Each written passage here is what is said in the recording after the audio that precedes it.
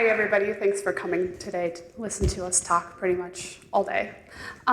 So to begin with, I want to start with a little anecdote of what it's like to be a non-traditional student.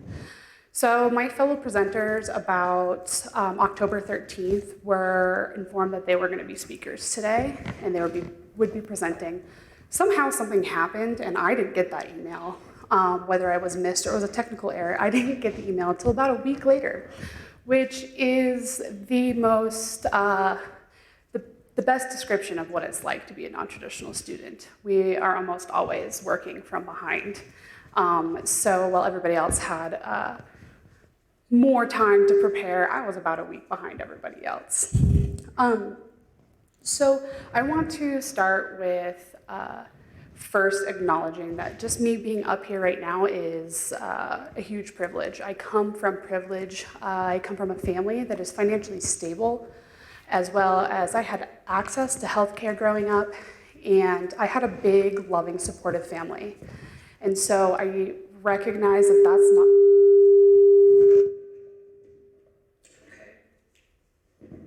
I recognize that that's not the case for everybody else.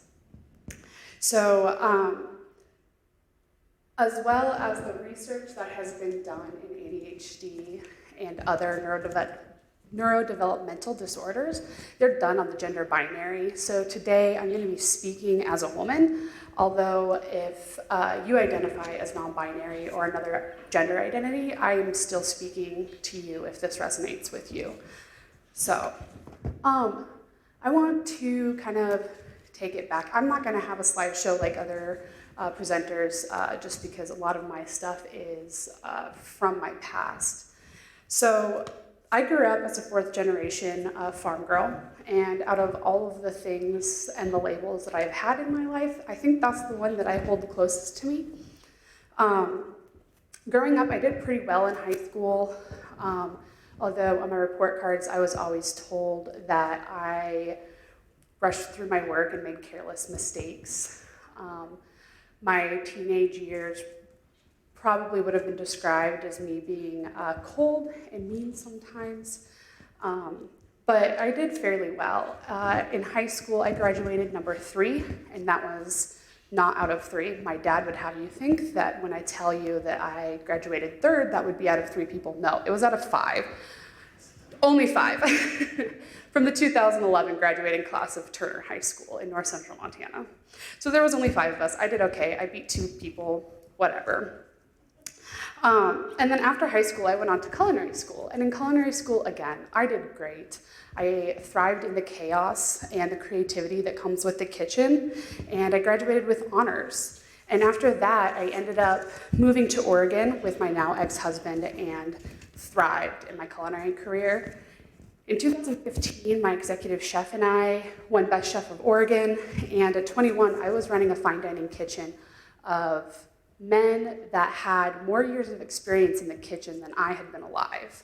So by all means, you could say that my early 20s were successful. And that was the case up until 2015. And in 2015, things started to get a little bumpy for me. I started displaying psychological symptoms that were very confusing to me. I was not able to get out of bed, and I was tired all of the time. I had no motivation to participate in my life. And when I did have the ability to participate in my life, I had a short temper. I was easily overwhelmed, and the smallest things would just send me into a blind rage. And it was incredibly distressing. So after about a year of that, in 2016, I decided to fly back home to my parents' place where I knew I could have the support, and went to get care, mental health care at Bullhook Community Health in Havre. They are an incredible organization and a huge asset to north central Montana. And it was there that I was finally diagnosed with a mood disorder, bipolar disorder. And in the long run, that was likely a misdiagnosis, but the amazing care that I got from them meant that I was able to get back on my feet and back to my life. So I went back to Oregon after a month in Havre, And I was able to open a food truck and a catering business, and I was fairly successful again, with less intensity of these symptoms. Even though they were still there, I was doing okay. And in 2018, we moved back to Montana, and a series of unfortunate events landed me back at my parents' place with all of my stuff in boxes, my dog in my hand, and not really knowing where I was going to go after that. So after about a week at my parents' place, I got a DM, not like that, from my friends from culinary school. They were working in Big Sky, and they had a position for me to help me get back on my feet. And these two incredible humans are the people that supported me through one of the hardest times of my life. I didn't think it would be a bunch of crazy, dirty line cooks, but that worked. And then in early 2019, I had the incredible accidental ability to meet the love of my life. And this man helped me realize my worth and gave me the kindness and support I needed to realize that I could do what it is that I want to do with my life. And so that's kind of how things started for me. I enrolled in pre-vet in 2019, and of course, like most students, things changed and moved from there. I'm now in cell biology for biomedical science. And that was in 2019. And yes, that was super close to 2020 before the pandemic. I was super naive, thinking that this was going to be so much better, that my life was going to be so much better, and that definitely wasn't the case.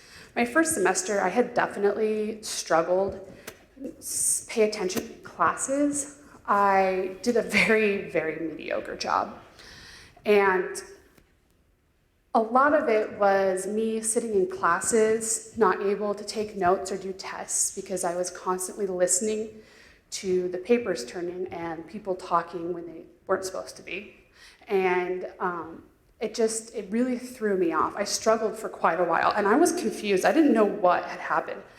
And so I was thinking, okay, it's just the new environment and processing all of the things that I had been through in the past year. And so I kept wondering why, as a non-traditional student, I was struggling in a traditional university setting. And I want to repeat that. I was a non-traditional student in a traditional university setting. And that's what I want to get to in my speech today, is unfortunately the way that the university system is currently set up, it is molded towards those that are 18 to 22 years old, that are financially dependent potentially on their parents still. This is their first time going back to school. They're living on campus. And so that's kind of the demographic that the university systems are geared towards. However, that's not the reality for most of us. 47% of current students enrolled are of the demographic that are 25 years or older. And that includes me. I'm 29. And so we are all in that grouping of non-traditional students. And what that can be defined as is that we are students that are older, students that are single parents, regular parents, step parents, going back to school to start a new career, as well as many other things, like not getting a traditional high school diploma. Those are all non-traditional students. And being a non-traditional student kind of looks, I just kind of want to give you guys an idea of what my day looks like as a non-traditional student. So on weeks where we have my stepkids at the house, at 8:15, I drop off my youngest at school, and then I come to school myself. I'm on campus from 10 to 10:50. I go back up to the hospital and work from 11:30 to 3:30, pick up my kid after school at 3:30, come home, maybe relax for an hour, maybe study for an hour. It kind of depends on how I'm feeling, but let's be honest, I'm usually relaxing, procrastinating, because that's how I am. And then I do make dinner, do the household stuff, and things like that. One privilege that I have is that all of these responsibilities aren't necessarily all on me. I have a partner that is a true partner, and that's not the case for a lot of single parents or other parents in general. So I'm definitely lucky in that sense. But the problem is that even through the following semesters, things didn't get better for me. And it took till 2021 for me to finally be able to get a diagnosis of ADHD. And I was about 26, 27 at that point, and I was told that the way that my brain had been working my entire life was fundamentally different than everybody else's, although I was still trying to function like my brain worked like everybody else's.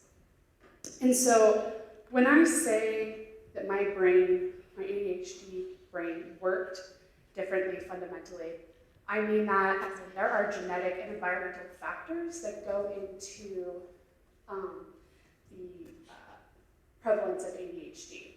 And there are imaging studies that have shown that there are alterations in the anatomy of the brain that contribute to the symptoms. And one of those is the cortical thickness, as well as just the communication between the lobes of your brain. And so there is a reduction in the communication between your lobes in your brain and the rate of maturity in the prefrontal cortex. So those parts of the brain that I'm talking about, those are responsible for cognitive skills such as learning, attention, memory. Obviously that's why I have cards today, as well as the middle prefrontal cortex that is in charge of processing information and the working memory.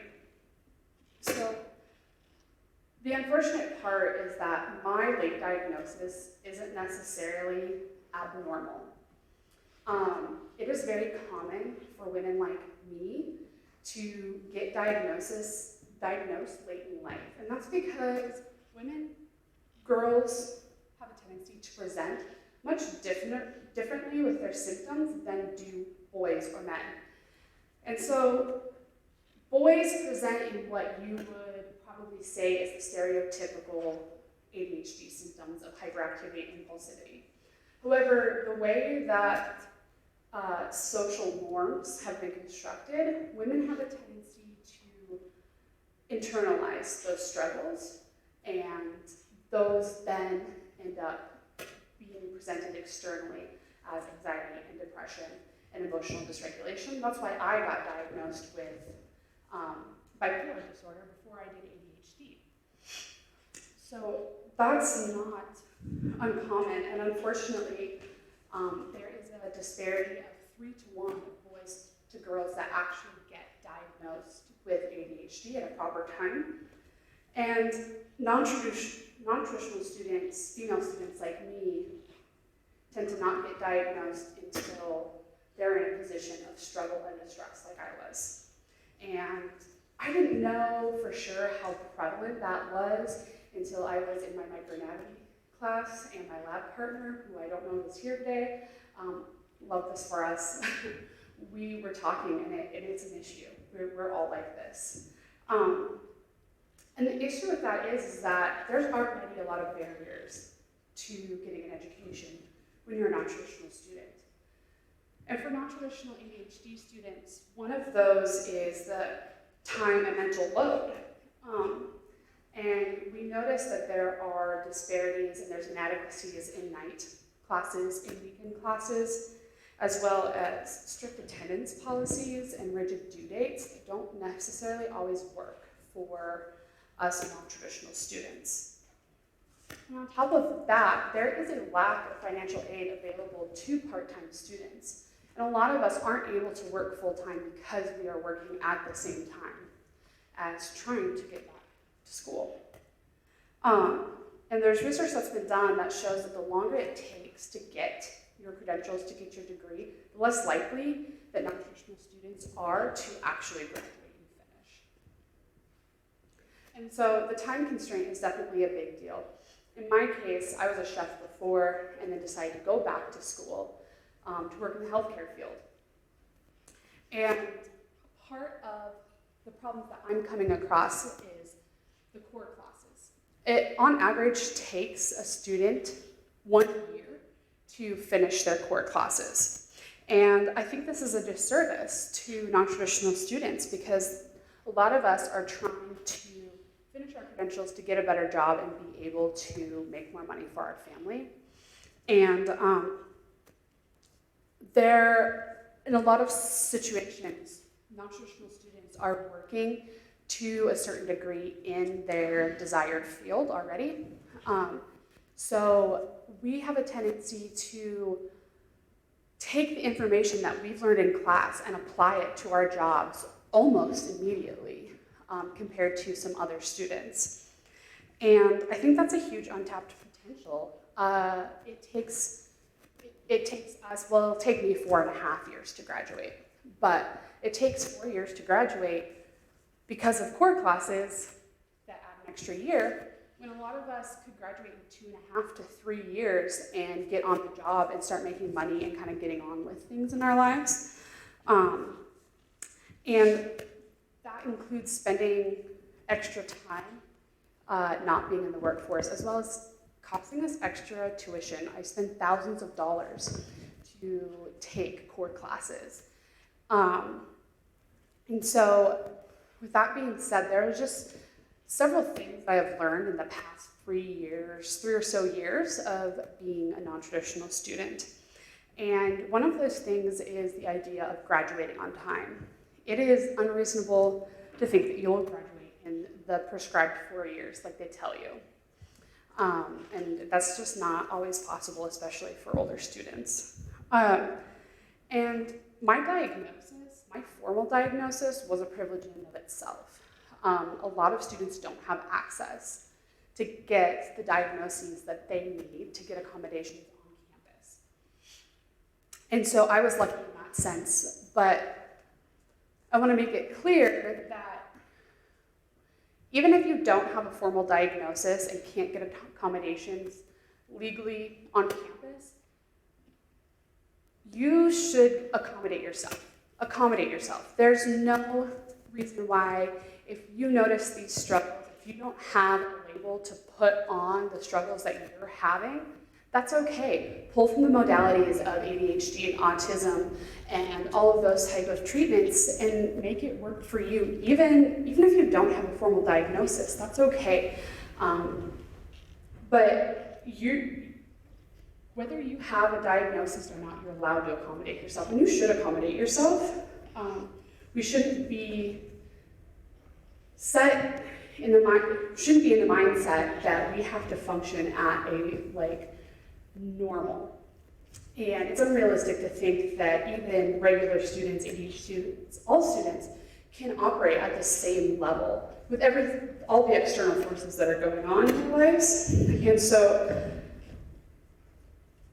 I have learned, and everybody else should learn, how to work with themselves in a way that is not doing what you are supposed to do, but what works for you. It doesn't matter that doing something a certain way is supposed to happen. If that doesn't work for you, then don't do it, as long as you're not hurting anybody else or, breaking the rules. So with that, I want to go ahead and urge everybody to do just that. And then I urge the universities to assess the resources they have available for non-traditional students. I think that's an area that really needs to be caught up on. Thank you guys so much for listening to me today.